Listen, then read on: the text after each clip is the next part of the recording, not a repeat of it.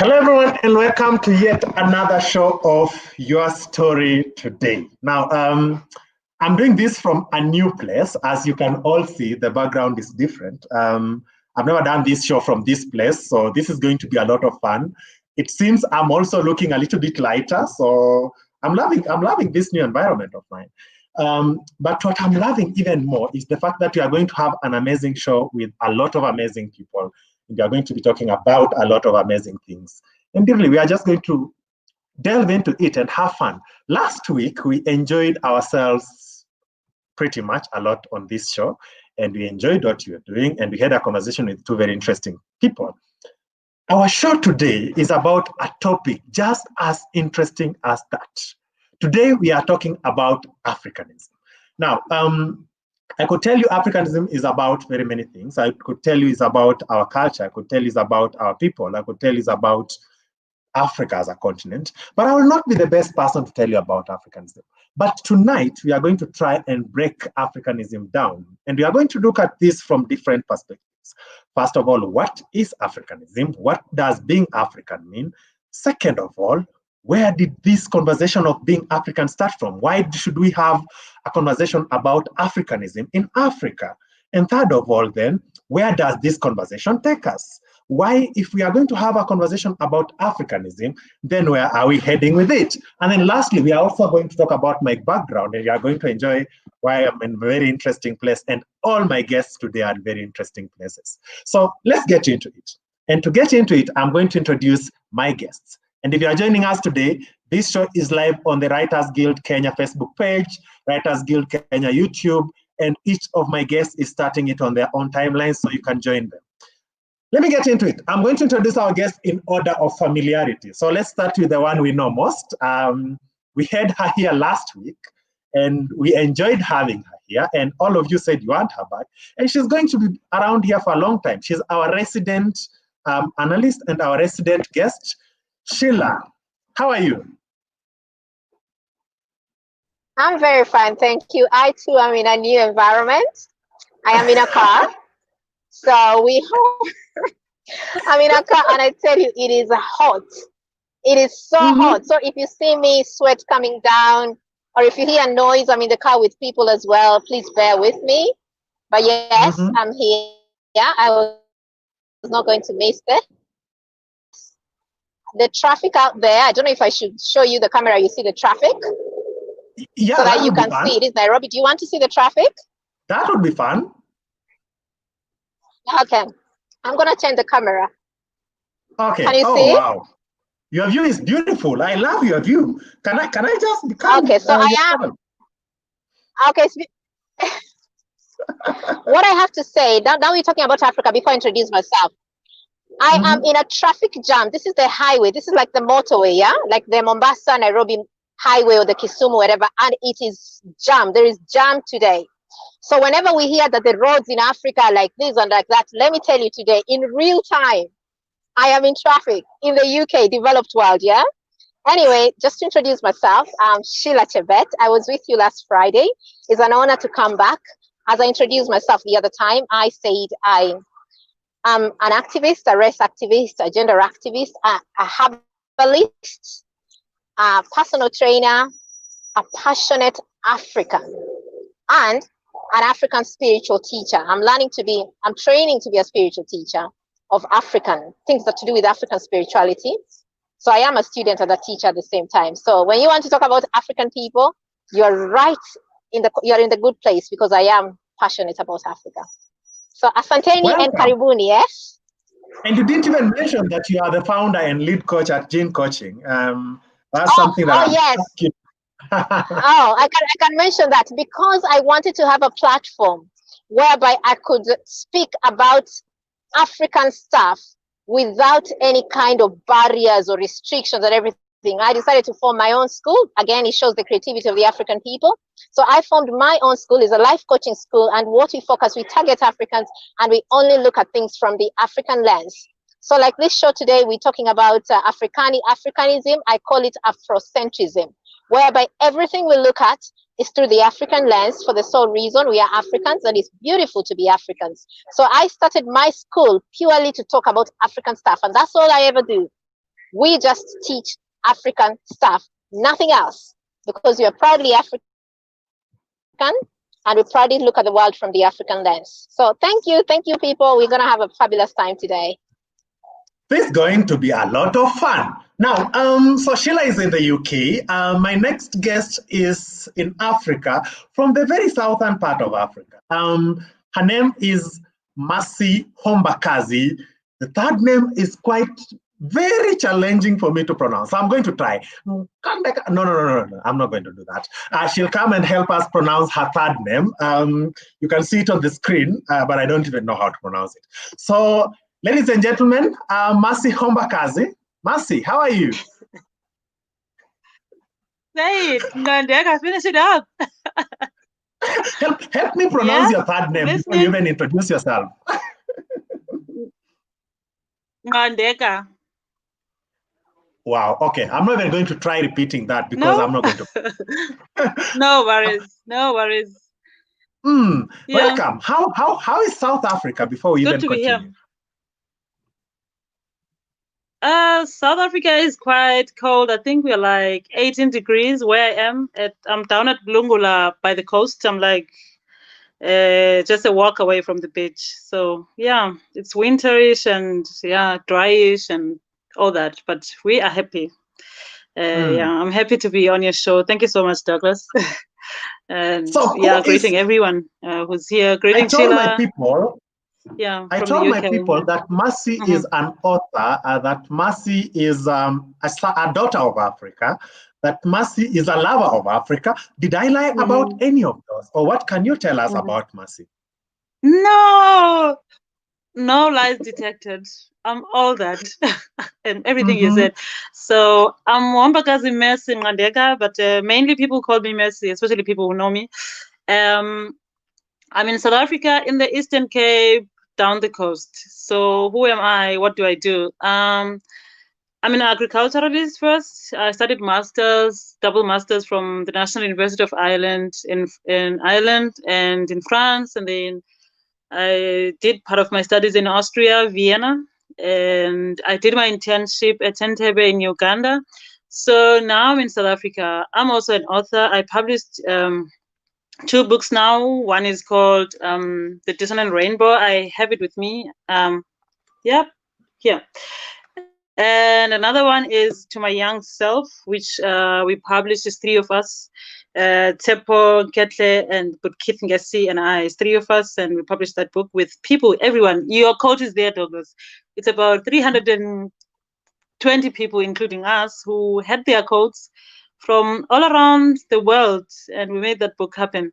And so now I live at home with my mother, helping her farm, and I'm doing beads. See this? I made it myself with the South African flag and the Cuban flag all combined. I make that. And yeah, I'm also a public speaker, so that's who I am. Thank you for having me.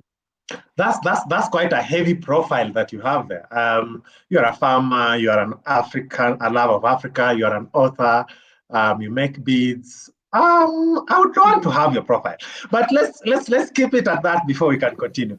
My third guest is Dwayne Mulenga Jr. Now, Dwayne is a Kenyan and also a citizen of another country, but I don't know whether he left that country completely to join us. He'll tell us a bit. Dwayne is also an Africanist, and I like to say he's a Pan-Africanist, and he'll tell us where the pan went to. Or is it frying? Did it go to fry chicken? Welcome, Dwayne. How are you? I'm very fine. How are you? I'm doing well. Have I lied about anything about yourself? I'm a Pan-Africanist. The pan has not gone to buy chicken or something. It's still with us. Okay. It is still with us. Okay. And you're also an author, right? Yeah, I try to be. You remember last year we launched 5 of my books that I'd done and stuff. I'm working on my 89th now. 89? Yeah. Allah. And I am at 1 and I'm calling myself an author. I should stop. No, I just try to. I just try to be, yeah. Shila has written two. I mean, Mercy has written two, and I've written one. And Shila is still working on her poetry, and we are calling ourselves authors. We should calm down, right? No, it just depends. You guys are doing fine. I read most of your work, especially Mercy's the Dissonant Rainbow. I love the book. Yeah, and thank you. And there is no You're better welcome. place to start talking about Africanism than one of your books, Dwayne. You've written a book called Africa at the Dinner Table. Correct. What is Africa doing at the dinner table? One wonders when you ask what Africa is doing at the dinner table. Africa is a paradox, because at some point Africa is the food at the dinner table, and at some point Africa is the waiter at the dinner table, and at some point Africa is the side plate where the crumbs are put. So one wonders what Africa is doing at the dinner table. But Africa is at the dinner table, yeah. Either way, Africa is at the dinner table, whether they are eating or being eaten or just serving others. One thing is for sure, though, if Africa is eating at the dinner table, one wonders what is Africa eating at the dinner table, because those that are at the dinner table with Africa, we can see from what they are eating and what is happening, but what is Africa eating at the dinner table, if at all she's eating. But I tend to think Africa is at the dinner table as a bin where the unwanted is put. Oh, okay. So we are at the dinner table as a side plate of, not even a side plate, a litter bin. Okay, Yes. That's quite interesting to know. Shila, would you say Africa is at dinner table as a decision maker, or are we just part of the meal? I would say that Africa is at the dinner table under manipulation. The deal we are getting at that dinner table is not a good deal. It's a very bad deal. So, in my opinion, we should leave that dinner table, probably even burn the whole dining room, go elsewhere, make our own dinner table, whereby we serve our own food, whereby we eat to our heart's content. For the sole reason we have had our dinner tables before. In fact, this dinner table we are sitting at right now was ours, or rather the idea was copied from us. So right now, we are at the dinner table, as Mwenzangu has said, but at this dinner table, we are not there for our own benefit. We're not there to gain anything. If anything, we are there to lose. We need to leave that dinner table. The mistake we make as Africans is we want to negotiate for rights to sit at that dinner table with everyone else. I don't think we should sit at that dinner table. I don't think there's anything good for us at that dinner table. Any decision we come that centers around that dinner table is not going to be in our favor at all. We should walk away from this dinner table and go far, far away, make another dinner table if we feel we need the table, because there are other ways you can eat without having a table. But to answer your question, on that dinner table, we are not there as decision makers. We're not there using our own will, and we're not there with good motives. We're there, people that have put us on that dinner table, they have ulterior motives, and we are suffering for being at that dinner table. It's good we're having this conversation so that we know that dinner table is not our place. We shouldn't be there. That's pretty interesting. So, Mercy, you've written a book called The Dissonant Rainbow, and The Dissonant Rainbow, I read the book cover to cover, and basically tells us about this South African girl who is experiencing different things across the world, and she comes to some sort of realization at the end of it. What are you trying to portray this South African girl through your book, The Dissonant Rainbow? Okay, so thank you for the question. So the book came about when I started living abroad, when I started living in Ireland. And, you know, my expectation as a South African, because we are a dissonant nation, that's the reality. In theory, we are a rainbow nation with where everyone is integrated, black, white, green, blue. We are a rainbow nation. But in reality, we are very dissonant in our livelihoods, in our resources, what we have and all that. So I'm leaving South Africa, going to live abroad with an expectation that I'll be treated differently because I'm Black. You know, that's how it is. It has been in South Africa until 1994, technically or theoretically. But I'm leaving South Africa, kind of living in my shell and shunning away from everyone else, and just assuming that because I've lived in a different corner from a white person in South Africa, everything is just going to be like that. But when I get to Ireland, when I get abroad in general in Europe, the things are different. People see me as just another human being, you know, as just another person. So I started having a lot of questions that I had that why are things different from other parts of the world than home? You know, I'm sitting there wishing and hoping that things can be this nice at home. So I couldn't help but go back to history of what brought the livelihoods that we have, the separation, the difference, the dissonance that we have in South Africa. And I found myself writing communication. The Dissonant Rainbow didn't start as a book.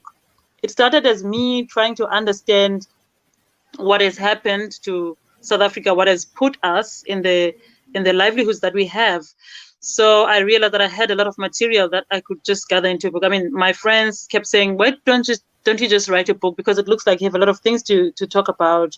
And so I compiled this book that I ended up publishing when I got back home. So it came about as answering questions to myself, because I believe in writing books to address myself, and then in that other people can benefit, other people can find relations. They can say, I can relate to that. So I wasn't writing to anyone, if I may say, but I was writing to explain things to myself. So yeah, that's how it came about. And that's pretty much the interesting part about today, because then we are having you three from three different perspectives to try and dissect this topic of Africanism and try to really help people, especially people at home and people abroad, to understand and also appreciate being African and just portray yourself as an African in the best sense of it. So this is really going to be a very interesting show. And what I want to begin with answering the question is, from each of you, what do you believe African is? What would you define as being African? Let me start with you, Dwayne. What do you define Africanism as? Africanism, in my view, is the idea, in simple terms, is the idea that Africa should have the African culture, and the African should predominated by Africans. That is Africanism. The culture, our way of life, and everything African, that is African, should predominate Africa. That is Africanism. That's a pretty brief and interesting description of Africanism. Shila, would you agree? I agree, and I take it further. I'm a student of African history, and what I know is that the African person is the original person of this planet.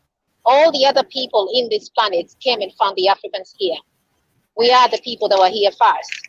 So that puts us in this place to know that Africa, as we know now, the continent that it has been severely diminished. It's a small continent. We covered everywhere. We were everywhere. And when we talk of Africa and we talk of African people, we normally just restrict ourselves to Africa, the continent. And we forget that the Black person, the melaninated person, the African, exists beyond the African continent. So my idea of Africanism or Afrocentrism is to step away from limiting ourselves to a continent when you can have the world. Because when you go, as you know, I'm a very keen traveler. That's why I'm on the road. I'm a traveler. And when I go to these ancient civilizations, I travel widely across Europe, and I go to ancient civilizations, and I still find evidence of melaninated people who refer to them as Africans. Africa has been called by many names, so we didn't even call it Africa then. But these are people that are like us, and they were here. They built all these other places. So for me, when you ask me what Africanism is or Afrocentrism is, I would say it is being the rightful resident of this earth. It is taking ownership of this earth. It is not limiting ourselves to one continent. It's knowing that we rule this world, and it's knowing that we have the God gene. We are not the descendants of the slaves. We are not the colonized people, the beaten people. We're actually actually the rulers. We are the kings and the queens and the gods and the goddesses. And the melanin that we possess, that makes us African, is a God gene. So for me, to be an African is to be a very powerful being. And what we need to do is to have that confidence in ourselves. We need to step away from buying into this core limiting beliefs of being told, oh, you're restricted to this country, you're restricted to this continent, you're restricted to this village, you're restricted to this community, you're restricted to this. We are so much bigger than that. We are so much bigger than that. And we need to awaken that history, that DNA that's buried within us that makes us forget who we are. Because right now, our history, we only know, things post-colonialism. We only know slavery. We only know these traumatic things. We don't know the great civilizations that we built. We don't know the great history that resides in our blood, in our core. It flows in us. We are the children of these people. So for me to be African is to be a god, is to be a great person, is to be a blessing. That's a pretty much interesting description you have there. Mercy, from your point of view, and I believe you'll be speaking to a United African point of view, what do you believe to be African from your point of view? I think Africanism to me is a characteristic of the African culture. So it can be expressed in, it's what Africans in Africa and in the diaspora have been expressing since day one through their language, through their music, through the dance, through the clothes they wear, through the adornments, the painting, the piercing on the face, the hairstyles, and of course the religion, the ancestral religion, the beliefs that Africans have always had. So I think you can't just say Africanism is one thing, but it's an expression of many different things in an African way. If you beat a drum in America, if an African beats a drum in America, you can hear it, you can feel it, that, oh, you're taking me back home. If someone beats a drum in the Caribbean, in the islands, so it is African descendants, both in Africa and in the diaspora, expressing their Africanhood, if you want to call it that, their livelihoods. So it's something that it's so intrinsic, it's so within us, like you can't get rid of it, even if you are born outside the continent. But as a descendant of Africa, you have that gene, the African gene in you, the expression of culture through everything that you do. So that's what Africanism is to me. Now, you all have very interesting perspectives, but then it brings me back to a very basic African question then. If Africa is as beautiful as we say, why is the story of Africa being told by other people? Why are we not writing enough about our own stories? Do you find enough stories about Africa, or why do we wait to be told the stories about Africa? And I'll start with you, Dwayne. Why is there not enough African literature about Africa? When you want to talk about the African literature and why Africa does not tell her story, the story goes way back into the 7th century. Let me start from the 19th century. We were enslaved we were enslaved using some manipulative tactics.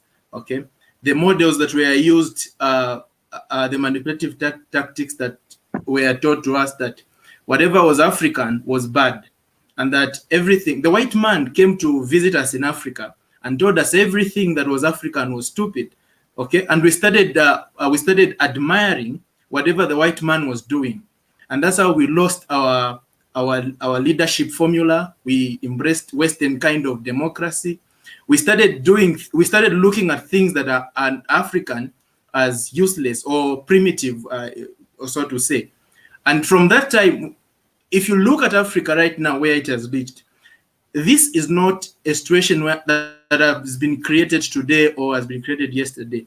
What is happening in Africa right now is a result of a problem that was created 100 years ago, years and years ago, before you and me were born. So what we are seeing right now in Africa is as a result of generational manipulation. So one generation of Africans was manipulated, and then, as you know, manipulation is self-perpetuating. So the generations that have come after have just been manipulated by the ones that was manipulated before. And this is scary. we do not believe any news that is said by an African outlet. We will say we are waiting for the BBC to tell us our story. If it is not on BBC, then it is not true. We wait for others to push the African narrative. And if you look in films that talk about Africa, we show an Africa of poor people. That is the only picture of Africa that we see, and that is the only picture of Africa that we see out there. When you go to America, when you're in America and ask someone, what is Africa? Is Africa a country or something? They think Africa is a country. They think Africa is one monolithic block. They do not recognize the fact that Africa has got 55 African countries, or 54 or 55 if you ask Morocco about Zalau. But that's the point. In Africa, everything that is African is literature, or African literature is seen as primitive. Oh, I'm breaking. Keep going. Yeah, you're clear now. Okay, it's okay. The African literature is seen as primitive. When you are reading African things, then you are a primitive person. But that's the point. If we do not understand where we are from, if we do not embrace our Africanness, if we denounce our Kenyanness, our South Africanness, or our Ghanaianness and embrace our Africanness, then we will begin to realize where we come from, or who are we as a people, and where we are going. And that is why the African literature is nowhere to be seen, or there is little to it, and you cannot connect most of the things. That is the idea. That's a very good point that you make there, Mercy. Do you share those sentiments? Are we even doing close to enough to tell our story, or why is the African literature not there? Not nearly enough out there, Mercy. Yeah, I can say, I always draw this story, this kind of a scenario, that as the world, as the whole, globally, we are like siblings, whatever continent. So in Africa, we are like this child who has been suppressed, who has been bullied by others, who has been quieted, who has been oppressed, who has been sidelined, who has been thrown at the marginal areas that you can think of the world. So Africa we don't have much of a literature of our past, because it's like anything that Africa tried to have, it was regarded as primitive, and the other bully children would just snatch it. They snatched our sculptures from West Africa. They snatched our literature from Egypt, So you keep holding on to things and they're taken away. And for centuries, imagine being that child who's just closed down on a corner with no voice, with nothing. So we don't have literature that traces back before slavery, that traces back before colonization and all that, the latest things, the latest suffering that we've had. So that is why. It is not because it's our fault, because some people will start feeling bad that we're not doing enough as Africans. We don't have enough literature. Where do we find the bullies that snatched our history? Where do we find the bullies that quieted the voice of Africa, as a child? So I feel like, but I always say it's not doom and gloom, because now we are creating that we are creating that history. We're creating it for the generations to come. The voice has been taken away, but since the 19th century, the voice has been has been getting momentum. When they started the struggle against enslavement, against colonization, against racism in the 1900s, that's when the African child, Africa as a child, is getting out of her shell. She's like, oh, I can talk, oh, I can sing, and people can hear, oh, I can do this, I can do that. So I think we're in the space of a generation that is like, okay, whatever happened, the voice was taken, but now the voice is back, because I don't like looking into the lacks of Africa as that, okay, they've taken this away, they've done this, we say that and all that. But I think our conversation should revolve around how we as Africans are taking back that voice. How are we conducting ourselves after independence? How do we portray ourselves? How do we engage with the world as that child who has always been sidelined, But how do we shake off the dust? So to me, that's what it is, looking at the lack that we have of not having our own literature, but are we creating that literature? Are the writers of today's Africa creating it? Are we telling our stories? Are we telling our funny stories of the villages all around, maybe in Kenya, in South Africa? In our poetry, are we telling the stories of playing in the rain, jumping in the mud? Are we telling those stories? It's in the now to me. When Shila, when I come to you, and I want to frame this question differently for you, can we really continue blaming the people who took the voice away from us, or are we just being too lazy to take action about it? What would you say then is the place of an African in the modern society? Can we continue blaming them, or can we do something about it? I think blame is the wrong word to use here. Because a lot of the times, the word blame has been used to gag us. It's been used to gag us from finding out where the rain started to beat us. It's been used to gag us from finding out our history. So I would like to move away from the word blame and say what we need to do when we look at the past is just to find out what happened to us. Why are we here where we are now? So kind of find the feet, find the bearing. So when we go back to the past to look at our history, it is not with the lens of blaming. It's with the lens of understanding, with the lens of knowledge. Because until we know what happened then, we will keep regurgitating, or we'll adopt the very things that put us in this place. For example, when the colonial masters came, they put in place some software, so to speak, or some things that are still in our environment today, and they are the ones that keep us in this place where we are in, as much as the colonial people left, as much as, independence was got in these African countries, but one could argue that we're getting worse and worse. And the reason why we're getting worse and worse is because the systems that were put in place by the colonial masters are very much there. And these systems are present, and we think they are ours. So we hold onto them very firmly, and we call them African history or African heritage or African way. So when we go back and mention, like, for example, when I talk of the African history, it is not to blame. It is to educate. It's like, for example, to say, this was not how we were. This is not our thing. This did not work for us then. This was put upon us by the oppressor. And there is no way we can free ourselves while this is still intact in our society.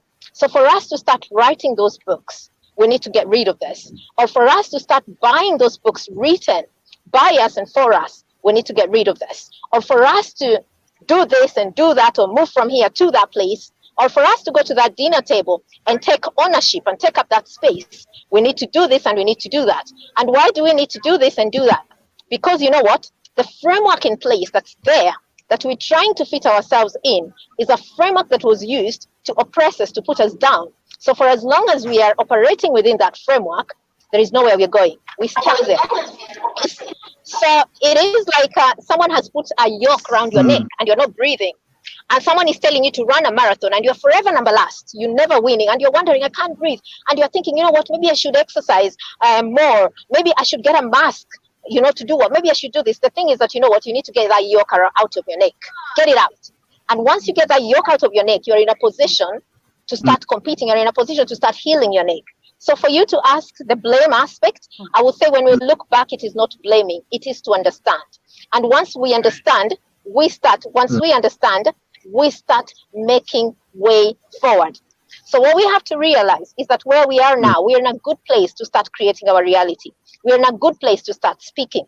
We are in a good place to start putting our stories out there. We are in a good place to take up space, to take up ownership, to stand up in the confidence of being an African and say, you know what, we are the original people of this place. But for us to speak, we need systems in place that promote this, not systems that oppress us. And that's where we are now.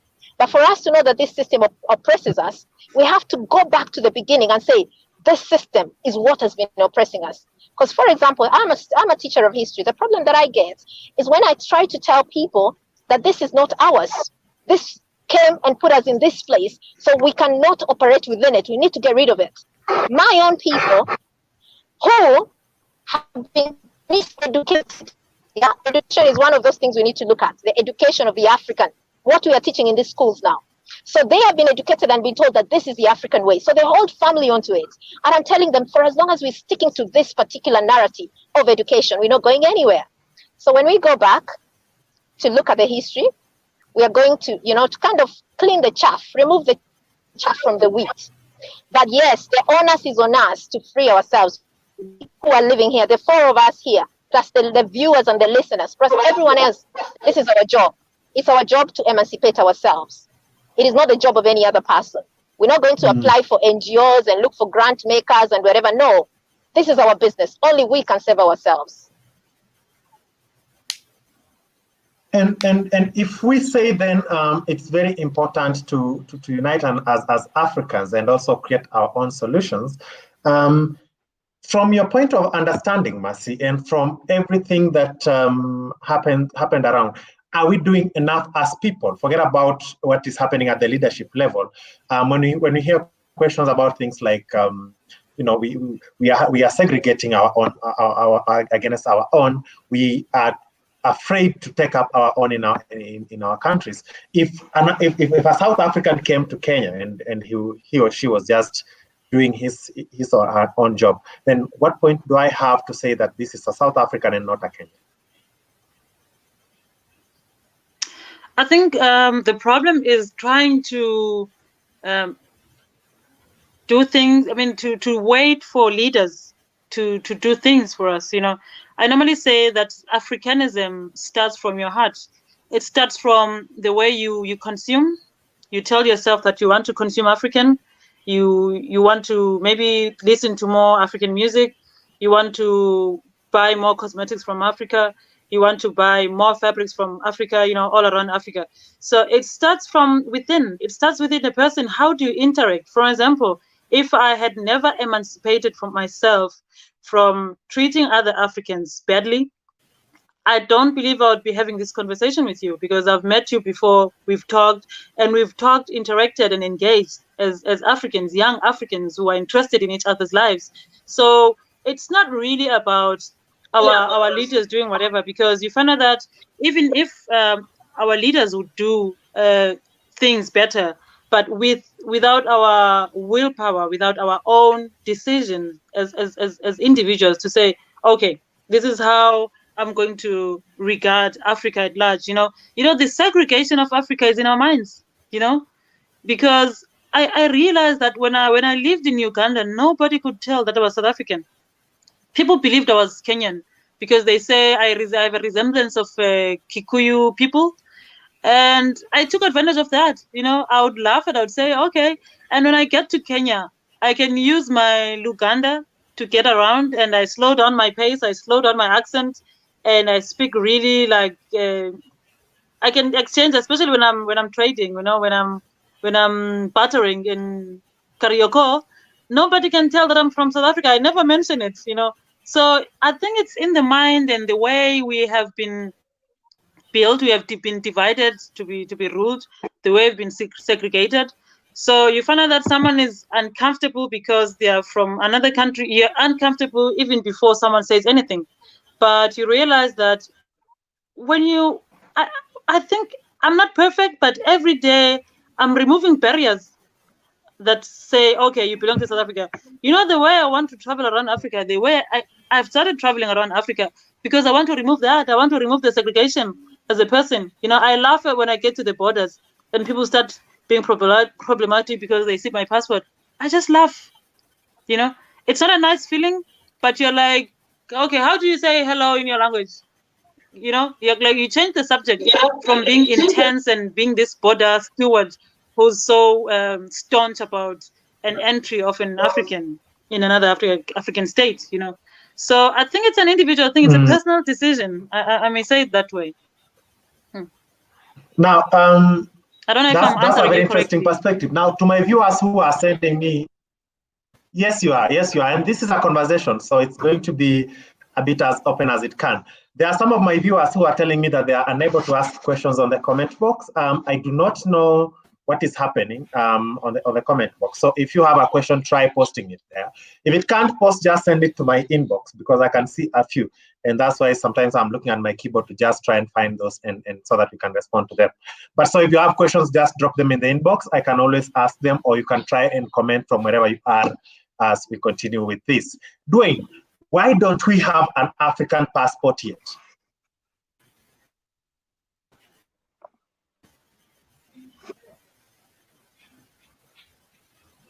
I believe, Dwayne, did I lose you? I think I lost Dwayne. Okay, keep going, keep on. You with me? Yes, I'm with you, keep going. If you remember, in 1884, 1885, the Berlin Conference, or what is called the King Leopold Conference, Africa was parceled out, and it was separated in 54 or 55 countries that we have today. Before that, Africa was just one continent, without Kenya and without Uganda or South Africa. But then those borders came in as a point of the same manipulation, because if they are not divided, they cannot be conquered. We do not have one African passport yet. It's because that will mean that Africa is not disunited. Actually, that will help Africa in uniting. So I can move from Zambia and come to study in Kenya, and I do not need students. I can move and go to South Africa. I do not need a visa to go to Nigeria or to go to Cote d'Ivoire or any other one. But the point is, if we were to have one African passport, then Africa will be moving towards the unity of Africa, which those people that exploit us, or the civilization that exploit us, are completely against. And you see, they carry part of the blame, but not all the blame, because some of the blame should be carried by our misleaders, whom we call leaders. Because these people we call leaders completely mislead us into a situation we are in right now, whereby we cannot have one single passport, because they are afraid they will lose the positions they have as ministers or presidents or prime ministers and all kinds of nonsense posts that they have. We will not have a one passport, because that will ensure that the agenda of having a united state of Africa is closer, and that is against the agenda of our misleaders, the ones we call honorables. Now, Mercy, or let me come to Shila before I come to Mercy. Shila, you travel to very many places and you meet very many Africans in different parts of the world. What do these people, especially Africans outside Africa, think about our own unity? And what do you see as the potential of an African from a bird's point of view? I would say, I would expand on your question. I'll answer you as and expand on it. Yes, I travel extensively across Europe and across Africa. I have two passports. I've got a British passport and I've got a Kenyan passport. The British passport opens so many doors for me. The Kenyan passport shuts so many doors for me. That in itself is a problem. The Kenyan door shuts doors for me in Africa as well. Like, for example, South Africa. South Africa is a place that has stressed me big time with the Kenyan passport. South Africa opens the doors with my British passport. Namibia opens the doors with my British passport. In fact, the whole Africa, when I show my British passport, it gets open, including my own country, Kenya. As I speak right now, it's easier for me to enter Kenya with my British passport than to enter Kenya with my Kenyan passport, by virtue that the customs people, they treat Kenyans badly than they treat foreigners. So my British passport allows me not to start opening my bags, and they start the KRA people at the airport. So that in itself says there's problems within Africa towards African people themselves. Yeah. Now, in this place, when I travel extensively across Europe and extensively across Africa, the passport that I will take out will be the British one, purely to allow me that mobility to move in countries without a problem, and to also allow me that mobility should I have a problem I will be taken care of by the British embassy. They will come to my help quickly. They will not like it, but they respect their passport. Our African countries don't respect their passports. Like if something happened to me and they said, oh, she's a Kenyan citizen and she's a British citizen, the British envoy or the British ambassador would come to my help more. The Kenyan ambassador will say, what was she doing there? Who sent her there? Let her rot. You know, the misleaders, as Mwenzangu has said. So when I meet Africans in my travels, the Africans that I meet abroad somehow know the need for Africa to unite. And the reason why we know the need for Africa to unite is because we are living in foreign land and we understand what it is to be a foreigner. Most of us have learned the history. It's kind of like we've stepped out. And we also realize that the problem I face as a Kenyan is the same problem that the South African faces here abroad, is the same problem the Ugandan faces, is the same problem the Jamaican faces, is the same problem the Brazilian faces. So when we are out here, it doesn't matter what nationality we come from. What matters is the way we look. And we look black, we are Africans, we suffer the same. So we realize that, you know what, we need to be united, we who are here. Now, when I meet my fellow Africans in Africa, I face so much discrimination there. Like, for example, when I come from Kenya and go to Tanzania or I go to Zanzibar, my Kenyan Kiswahili puts me at a problem with the Tanzanians or the Ugandans and whatever. And the problems start arising from there. Because sometimes Kenyans, we've got a reputation amongst our fellow Africans. There are biases amongst us. So you find that when you travel around Africans within Africa, when I travel in Africa and I meet Africans in Africa, there is division and they hold firmly onto this Maangamizi boundaries, this Berlin conference that Dwayne has spoken about. They hold firmly. So they're like, oh, she's Kenyan. So I'm not seen as an African when I'm within Africa. I am seen as a Kenyan. And when I'm in Kenya, I'm not seen as a Kenyan. I am seen as whatever tribe I am from, yeah? So these all create divisions. Whereas when I'm here in the West, I am seen as an African. And another African from another country is seen as an African. And both of us are discriminated the same. Both of us are oppressed the same. Both of us get mistreatment the same. So we realize we need to come together. So I would say there needs to be conversation around between the African people. We need to sit on our own dinner table as African people and talk about the problems we are facing. Now, my biggest problem with Africans in Africa is that the Africans in Africa have got this fascination with the oppressor. We know who our oppressors are. And they defend the oppressor to the point that they think fellow Africans are the problem. And they would attack a fellow African to defend their oppressor. Sometimes the defense of the oppressor comes in the way in which we defend these borders that were put in place to disunite us so that we can be conquered. So anyone that stands there and firmly supports these borders, and not only borders, that's politics. Yeah, the political structure that is there is a software that does not work for African. There is the education software as well. There is the religious software. There is the gender software. There is the law software. You know, there is the economic software. There is the war software. All these things are put in place. And I find they get defended the most by Africans in Africa because we have been put in this little hole whereby we cannot see outside. We've lost the forest because we're looking at single trees. So the conversations you ask that I get out there, when it's conversations I'm having in Africa, they're very sad conversations. They're conversations that make me despair. They're conversations that me, as a Kenyan that's living in the UK, sometimes even in Kenyan setups, I'm not welcomed to speak. If I want to speak, I'm told, you know what, you aren't really qualified to speak about Kenyan matters because you don't live in Kenya. You know, if I'm getting this treatment from my own people, how much so will I get from my fellow African brothers from other countries, our brothers and sisters? So we need to change the conversation. And this is something that is all us. This is ours. This one, we're not blaming anyone. No. This is our call. Okay.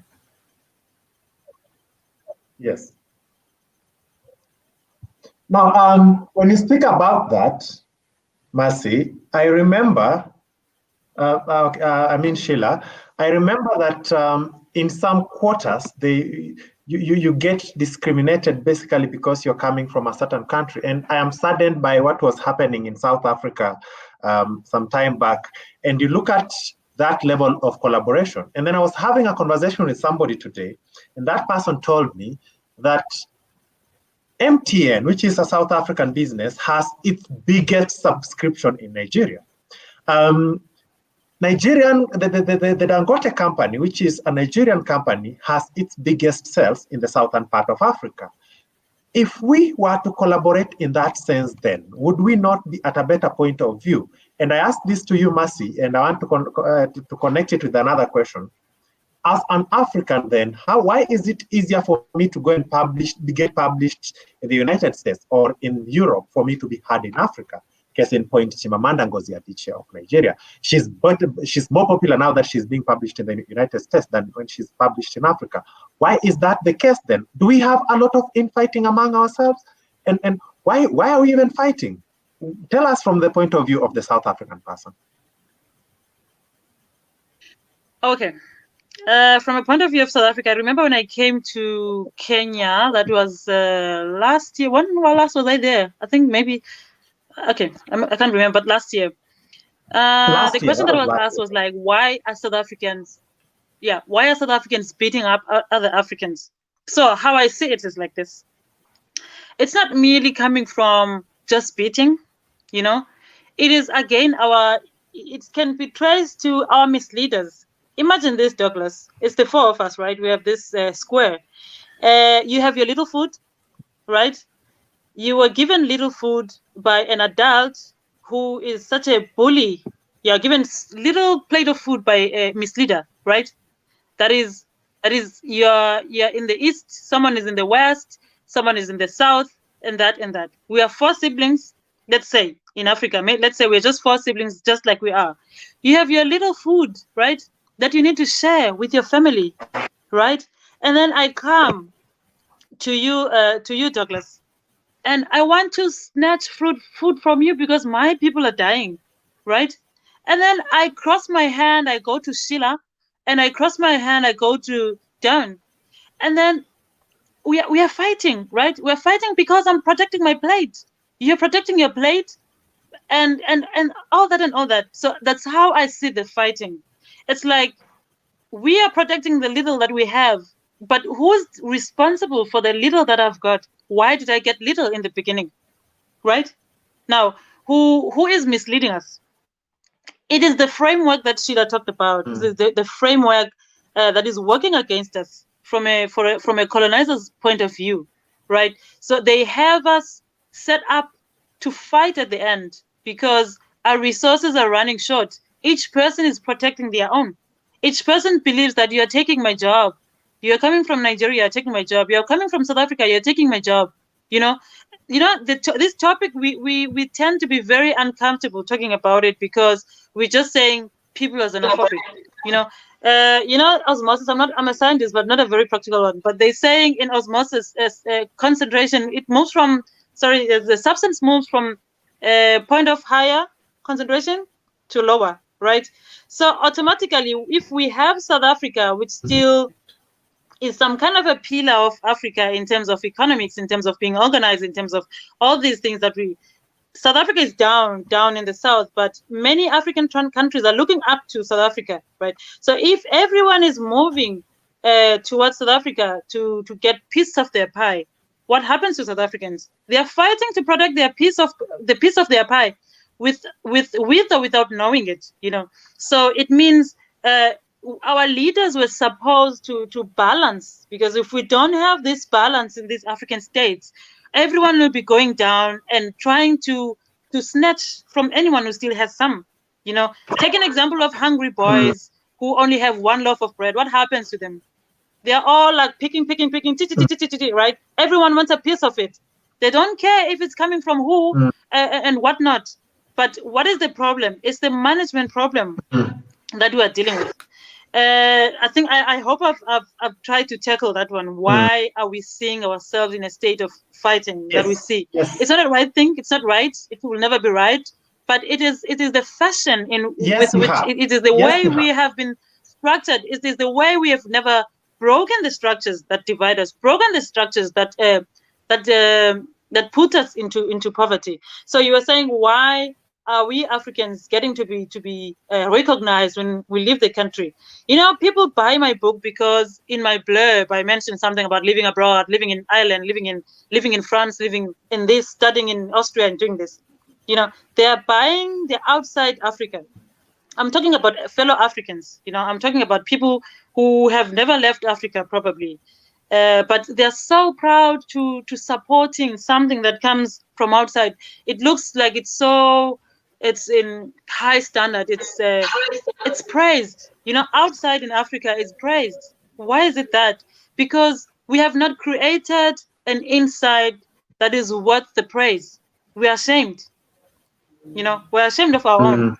We are ashamed of embracing our Africanness. Now, when we talk about that, Dwayne, I want before I come. Yes, we are together. I want just to loop in Dwayne very quickly before I throw a question that is in my inbox to Shila. Dwayne, what is the place of a writer in all this mess? First, let me talk about the question that you asked earlier. That why is it hard for me to be published in Kenya? Why is it hard for me to be published in an African country, but it's easy for me to be published in America? In the case of Chimamanda Adichie Ngozi, the point is still the same. We Africans, we think something that is not African is of high standard, and everything that is African is primitive. So the reason why those people that have gone to America and they are published, and they are most everywhere, they are celebrities in Africa and so on, it's because they are in America. So we start thinking, oh, this is now great because America has embraced it. If Chimamanda Adichie Ngozi was to be in Africa and publish the same work in Africa, we would not even remember her name. We don't even remember she exists or no she exists. That is the problem of Africa. I don't know whether it's from I don't know whether it's from my side, but again, you are slightly breaking. Go to why there is no peace in Africa. In the case of South Africa, where Africans rise against each other, it's the same ideologies again. They manipulate us to fight. Oh,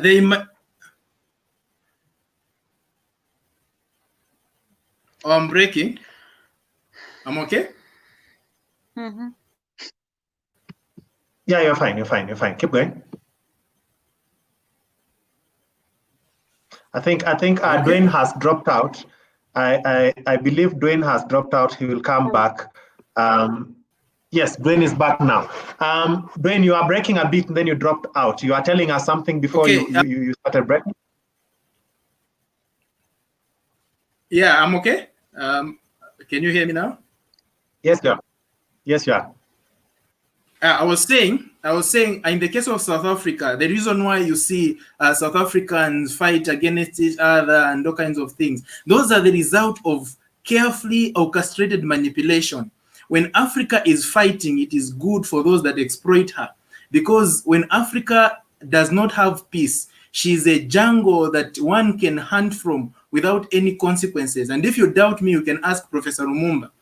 You see, this type of manipulation have gone so deep to the idea that in all the ideologies that you see in Africa, whether you're talking about education, whether you're talking about economy, whether you're talking about family ideals, they all have resulted in some kind of an origin in Africa, whereby it has caused trouble in the black terrain. So if you ask, is there a place for an African out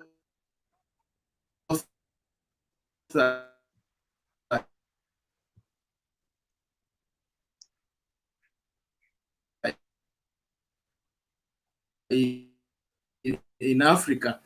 The point is we should not give up. We should continue voicing. But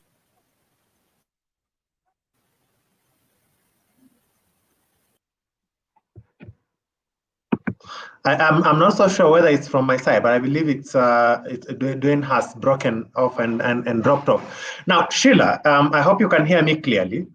There's a question that has come in my inbox, and I'll read it to you verbatim as it is.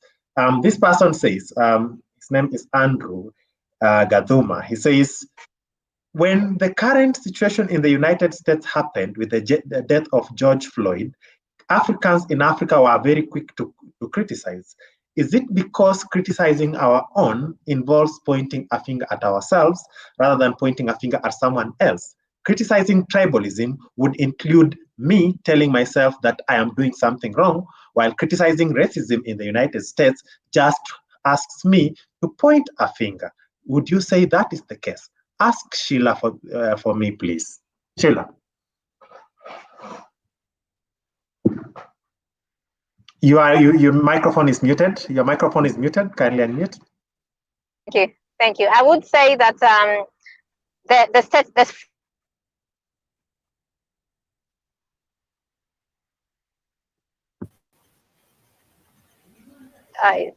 okay, we don't have to wait for tribalism to criticize ourselves.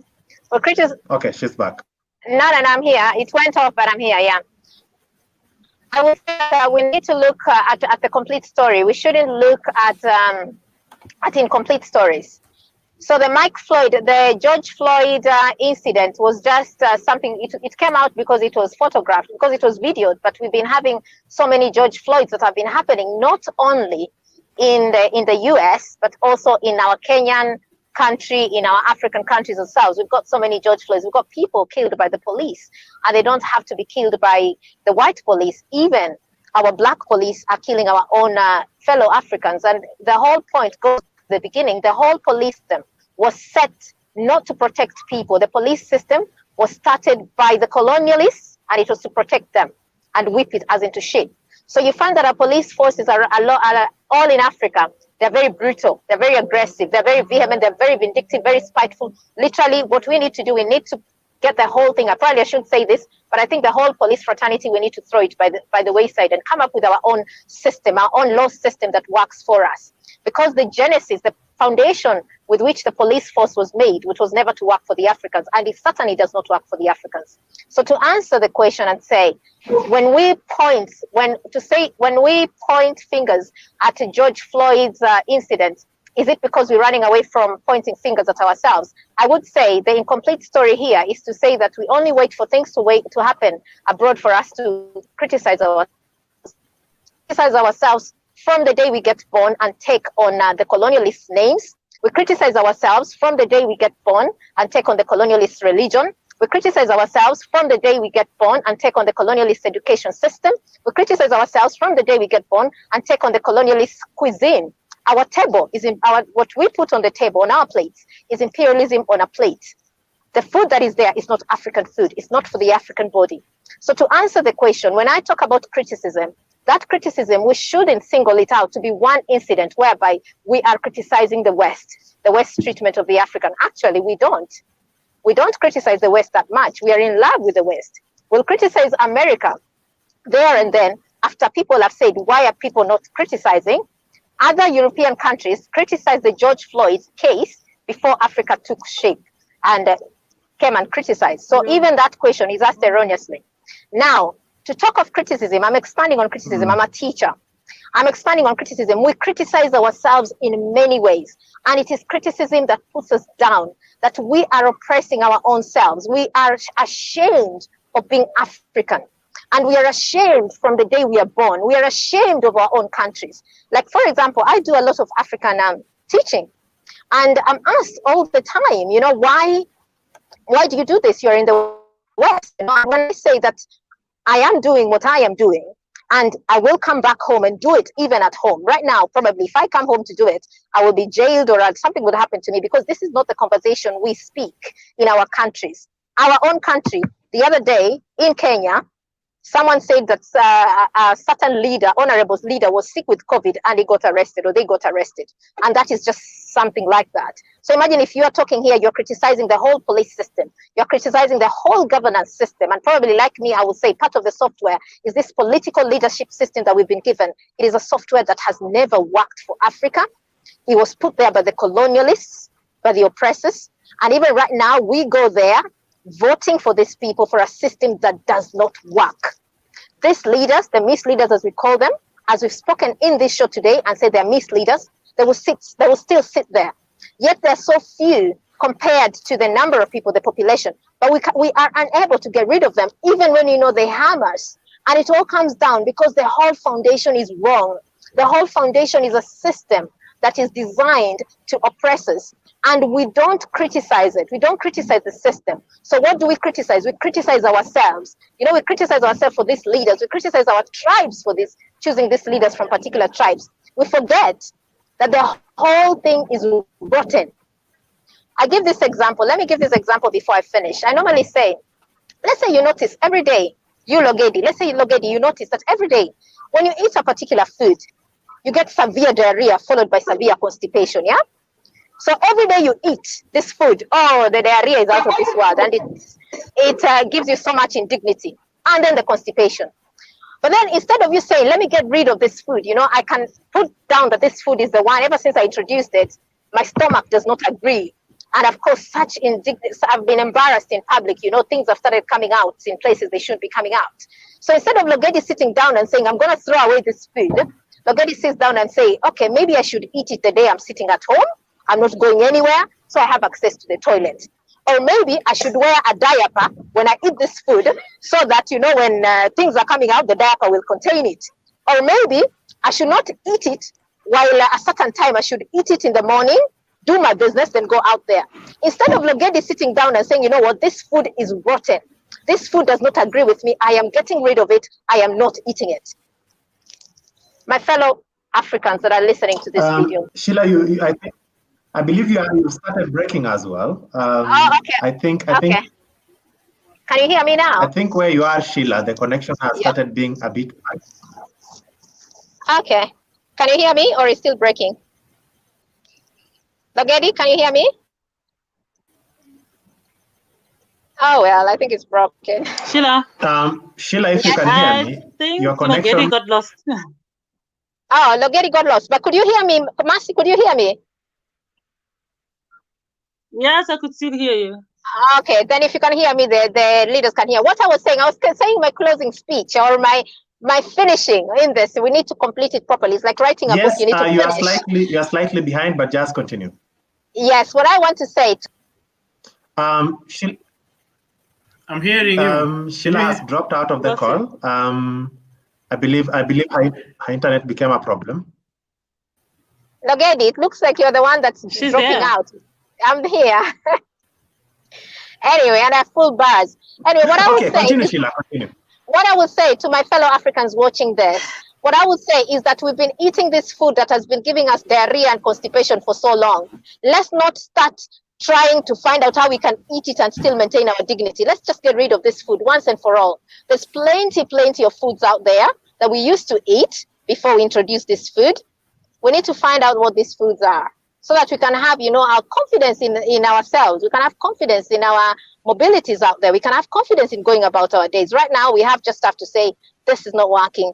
No need for us to try to fit ourselves within something that isn't working. So thank you.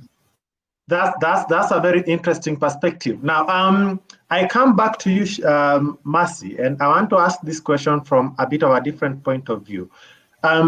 Do we buy enough African from our fellow Africans? Is it easier for me to buy made in China than it is for me to buy made in South Africa? And why is that the case?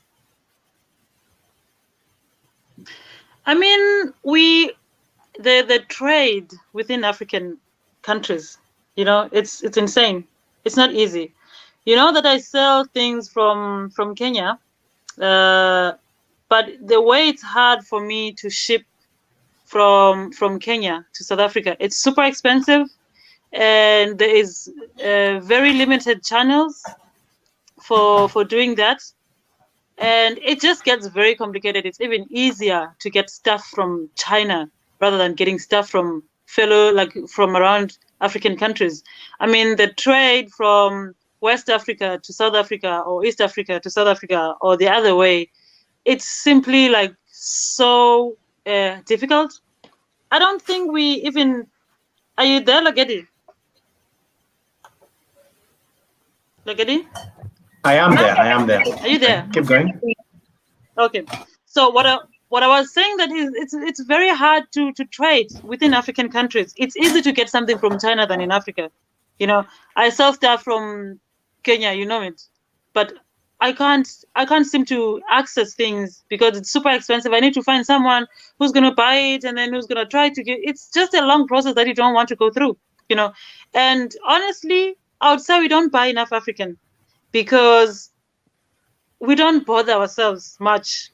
We want fashions, normally young people want fashions that are from outside. So again, it goes back to how we are sensitized that Africa, like things from outside are better than Africa.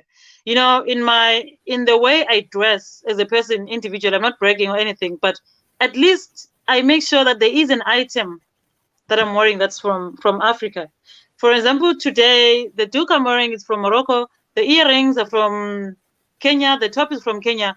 At least then the pants are from somewhere else. I don't know, and the shoes. But at least it's a personal decision that I took.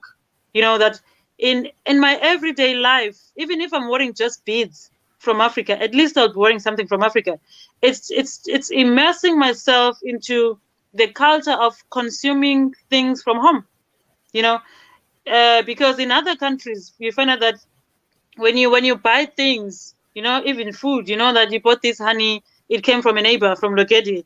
The jam that the fig jam that I have, Shila made it. You know, the bread that I'm eating, Dan made it. You know, so there is that collectivism of the culture of consumption. But you don't find that in Africa. We want shoes from somewhere else. You might be making shoes, Logedi, and I wouldn't buy them because they're from Africa. I want shoes from outside. So it's not only because of the trade that is the problem. That is, again, it's coming from our misleaders that they don't see to it that African borders are open for trade. If they can't open the borders for us to move freely, at least they should open the borders for trade. But are we making enough effort as Africans, you know, to consume things from home, you know, to wear clothes from home? Are we playing that role as young people? That's the question we should ask. Even if things, because there are African stuff there. There is African stuff there. You know, someone would say, I was selling earrings. Someone would say, oh, those earrings are so expensive. And then they go to these very well-known shops and buy one pair, and buy more expensive earrings because they said mine were expensive. But in the pricing of my earrings, I'm counting my transport because I had to take an expensive flight to go stock actually in Nairobi. You know, it's a different case. It's unlike bringing that stock from China, cheap, like you're shipping the whole big bunch.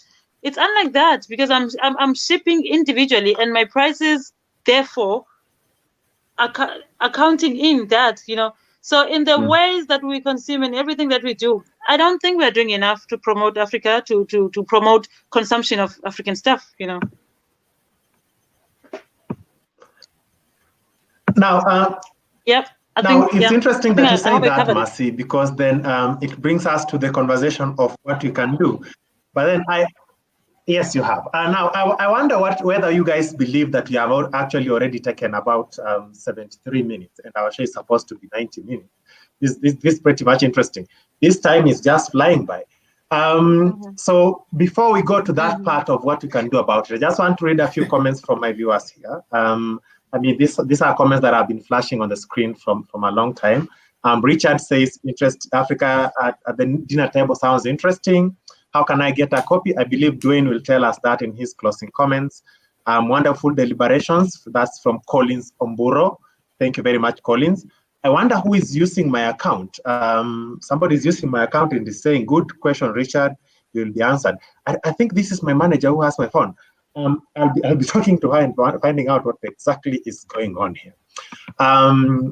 Dewi Pandey says, I'm not African, but I love Africa. Can't compare with Africa with Asia, where I come from. I'm impressed with your determination to make Africa great.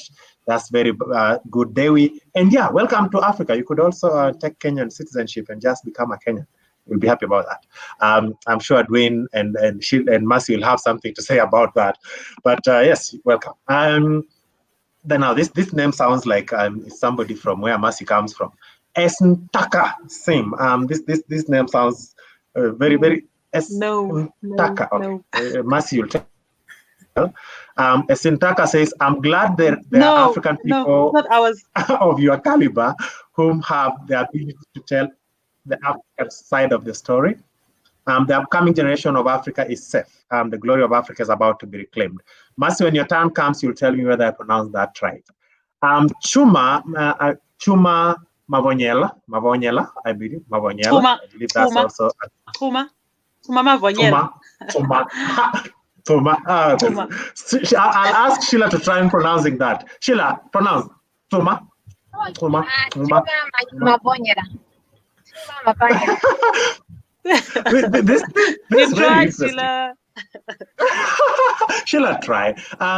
Is she, he or she? I believe it's a he. Says that you are touching good subject there. Keep it up. That's very good. I believe this is the same person. He says great content. Mavi. Somebody also using our company account is saying keep the comments coming. I believe the comment box is working now. I believe he was testing the comment box when it was failing us. Richard Ranki says, I'm so greatly impressed that young generation has come out to fulfill Kwame Nkrumah's prophecy. May we stand up together to make Africa great. Africa as one, a nation, one currency, one army.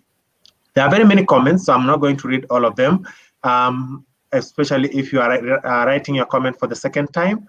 I will read this one from Sim because I believe it's very interesting. We're not at the dinner table, rather we are the meal being served at the dinner table. You guys are talking about the world is rich and modernized by our mineral resources. Captains of the industry dictate. I believe that's a comment touching on what you've just been talking about. I will read this one from Fanon as well because it's also pretty interesting about what you're talking about. Is neoliberalism failing Africa alone, or is it collapsing everywhere across the globe? How can we speed up its eradication? How do we restore humanness in our society? These are three questions, and because we just have 7 minutes to the end of the show, I'll allow us a few more minutes, maybe 5. But I want each of you to answer these questions, one person at a time. So I want you to pick a question that you are going to answer. Is neoliberalism failing Africa alone, or is it collapsing everywhere across the globe? There's a lot of tongue twisting in this question. Shila, because you travel across the globe a lot, I will ask you to go for this. Is it just us, or is it everyone?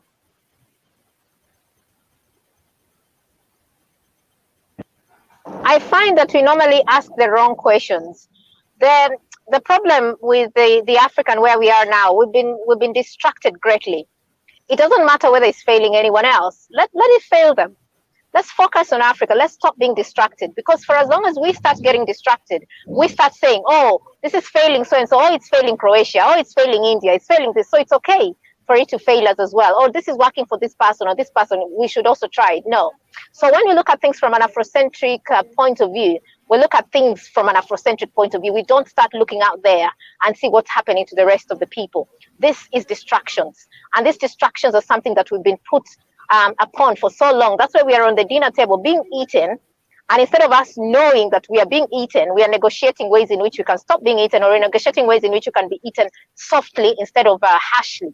So in this case, I would say neoliberalism or liberalism or democracy, or whatever we want to call the political structures that came from the colonial master, I would say they failed us, and they will continue failing us on the basis that they were never meant to liberate us. They were never meant to emancipate us. They were actually meant to operate to oppress us so that we could be conquered. So all these systems that are there that come with big names that are discussed in our schools and education, they fail us. Whether they are failing other people or not is neither here nor there. The thing is that they are failing us, and we need to get rid of them immediately, with immediate effect. One other thing I can add very quickly that Marcy had said earlier on about us not supporting our own. I would say that the trauma we've been subjected as a Black people, as an African people for so long, has affected us to the point that we lack empathy towards each other. We as Africans lack empathy towards each other, and that extends in the way we relate with each other. We don't support each other by virtue that we lack that empathy. And these are the things we should focus on, rather than the big words out there that were never working for us, will never work for us, they were never designed to work for us. Whether they are failing anyone else out there, that's not our problem. Our problem is that it's not working for us. It's never worked for us. It needs to go. Great.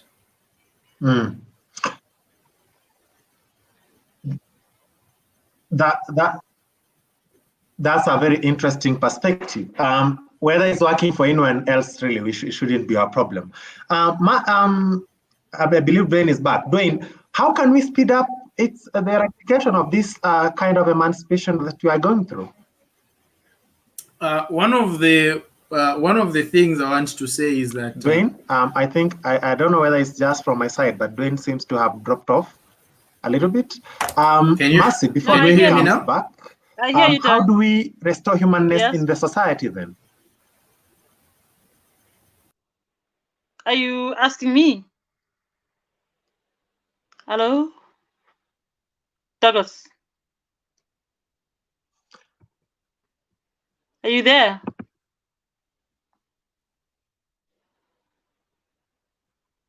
Logedi? Yes. I can hear you. Logedi? Mercy, I can hear Yes. you. I think we've But lost I can hear Logedi. you. Yes, I hear you too. Okay, so I think I'll start on the speeding up. How do we speed up? How do we speed up the eradication? It starts from educating ourselves. It is through unlearning, the lies that we've been taught for a long time, and it should start on individually, because if you have to eradicate something, you can't just expect it to be eradicated on a larger scale, but it should be eradicated on a personal scale. So what are you doing as an individual to unteach yourself the doctrines that have suppressed us or that have suppressed you? So that is how we could eradicate, how we can speed up, is to educate the African child in the way that suits an African mind. It is unlearning the lies, it is uneducating, it is, again, that's what Shila talked about, the structure, the software that was never meant for us.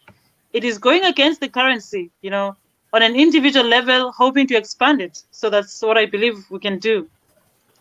That's an interesting perspective. And sorry, I dropped off. My Wi-Fi here just did something, and then boom, I was off. But I'm back.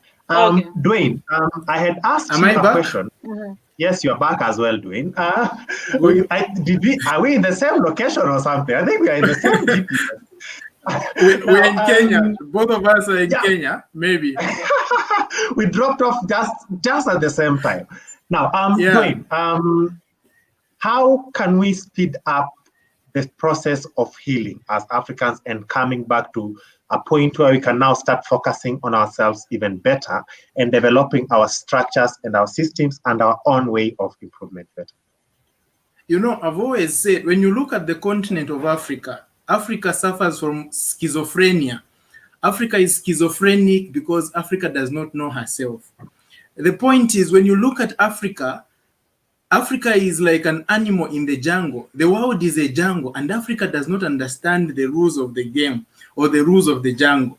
And I've always said, if you do not understand the rules of the game, you have no chance at winning the game. So when you look at the continent of Africa, like Shila said, Africa is more like an invention. I assume you read my book, Reinventing Africa. Africa is like an invention that has malfunctioned. And time is now that we started reinventing Africa. We need to start changing the ideology. How is it that we have a foreign education system in Africa? We do not have an African education system. We have a Western kind of democracy in Africa. And many of the things and the ideologies that we use in Africa are not African. They do not respond to the African problem. We have foreign solutions for African problems. So in other words, how is Africa going to emancipate itself from such kind of a scenario whereby we do not know what is going on in our continent? We have to start asking the right questions. When is it How is it? Who is it that tells us what to do? And how does this manipulation happen? I believe when we understand the logical metamorphosis of how this manipulation happens, then we'll begin to deal with the African problem, because we are dealing with the result of the problem. But what is the problem? The problem is our mind. And if you read about South Africa's Steve Bantu Biko, he said the greatest and the most potent weapon in the mind of the oppressor, and in the hands of the oppressor, is the mind of the oppressed. So is the mind of the oppressed. So our oppressor have our minds in their hand. So they control us in the way that they want. And it's happening again. It's happening again. Right now in Africa, we have what we call Confucius Institutes. And those Confucius Institutes will turn into Confucian Institute very soon. The Chinese are here. And we are seeing these people coming, and we are not so concerned about what they are doing in Africa and what they are doing to our minds in Africa. 50, 100 years from now, we'll be talking about a Confucian Institute. From my perspective, what we need to start doing, we need to start asking the right questions. Look at the world right now. The world is advancing in 5G technology, the fourth industrial revolution, and all our misleaders, the dealers, all they tell us is that Africa is ready for the fourth industrial revolution.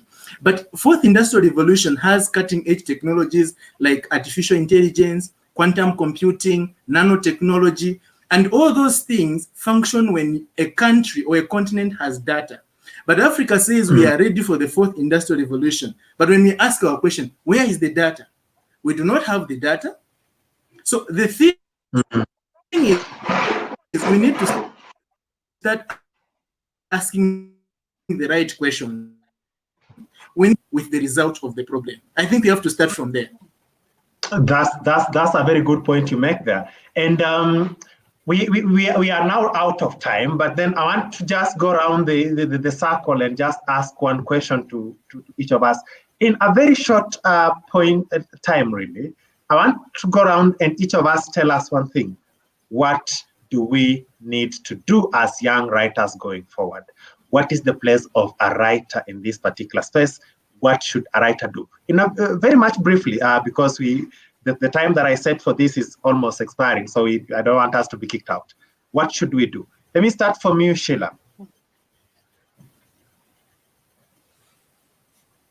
Shila, you're muted. Okay, I will speak. What I will say is this: as writers, we need to start writing our stories.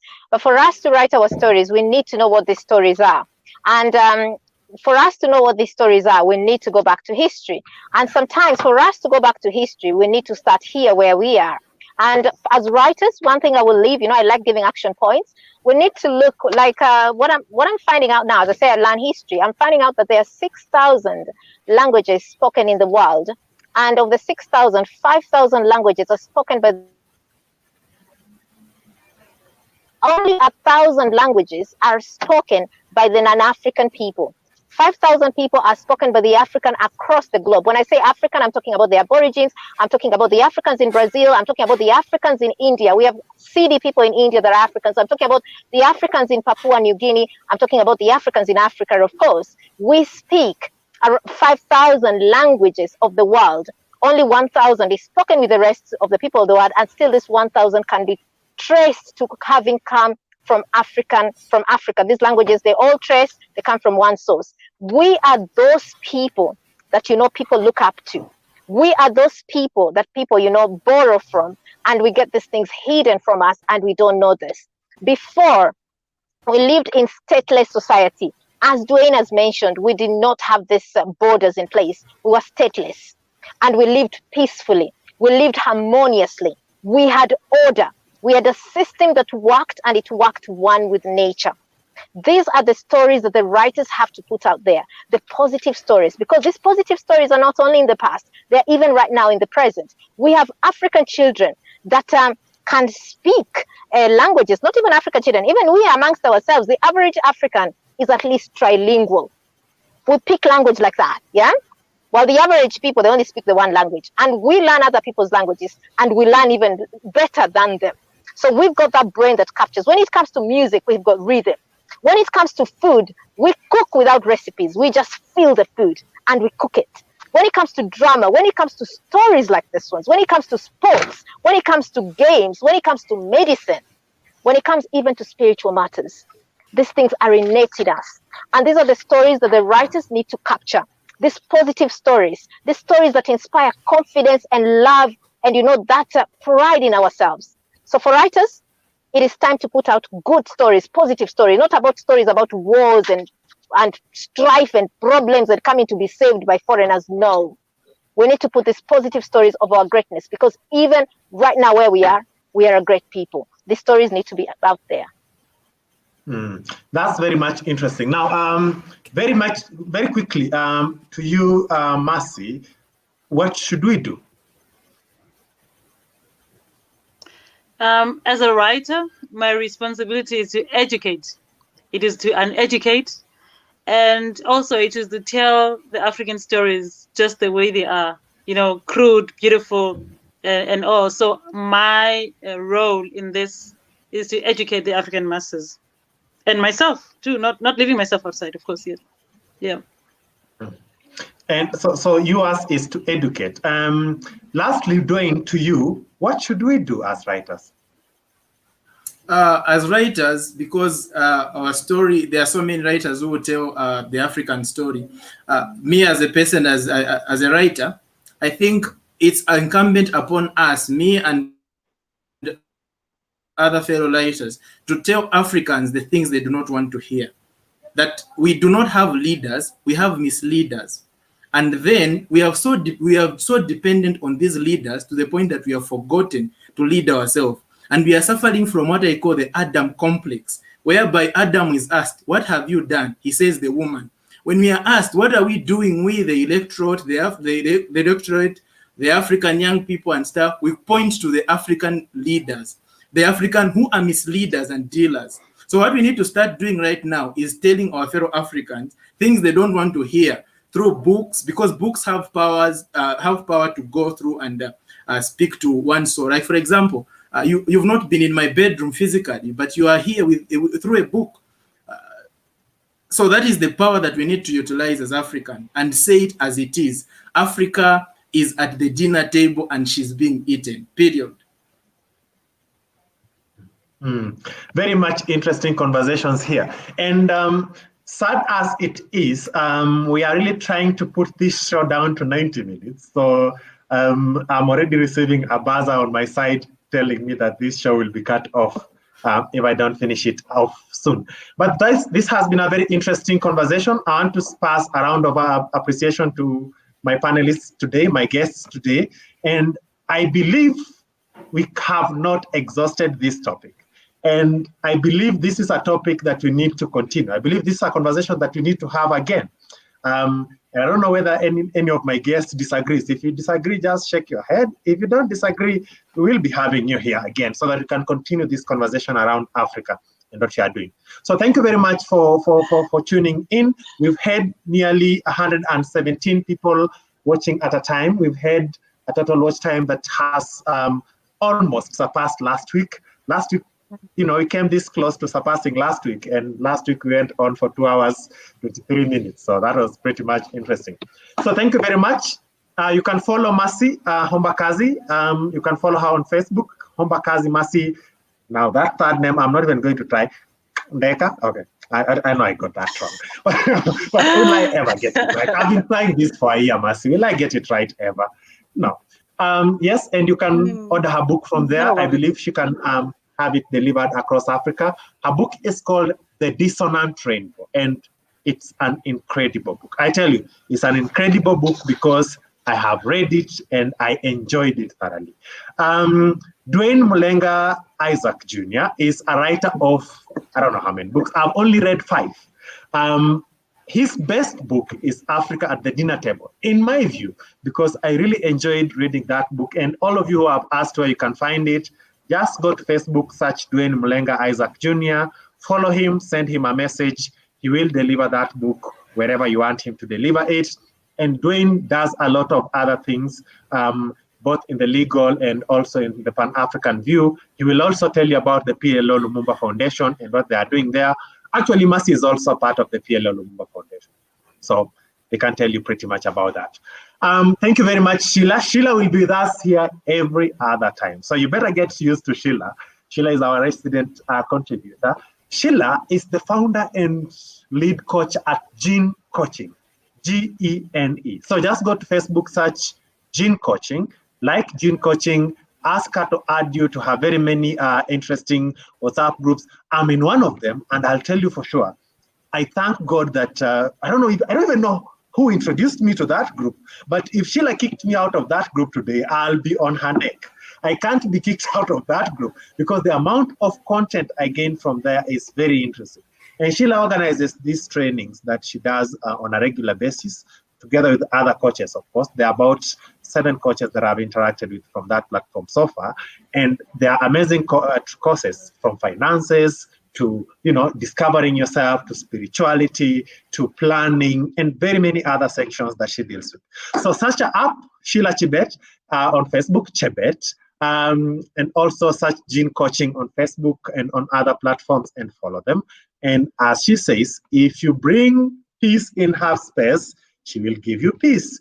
If you bring trouble, she will bring it right back. And that's a powerful mantra that I'm also adopting. So thank you very much, ladies and gentlemen. From next week, we are pushing our show from 7 p.m. to 7:30 because one of the complaints that we've received most has been that our show is starting too early and people have not settled yet. So we'll be starting at 7:30 to 9 p.m. East African time. You can convert that to wherever you are in the world, and we can continue having this conversation. Thank you very much. See you next week. This has been Your Story Today. There is something small running below your screen. Writers Guild Kenya, who are our people, Writers Guild Kenya are running a course called Write Your Passion. And Write Your Passion is basically a course about doing your writing and telling your story. So you can go to that platform that I've just put there and also share with your people. So thank you very much. Have yourselves a good evening. I'm going to go in the background with my guests and just catch up before we leave. And I hope to see you guys next time. Good night. I don't know how they say good night in South Africa, but I'm going to learn that very soon. And then very soon I can be able to say good night in all languages. Thank you very much. And have yourselves a lovely... Sleep well. Boom.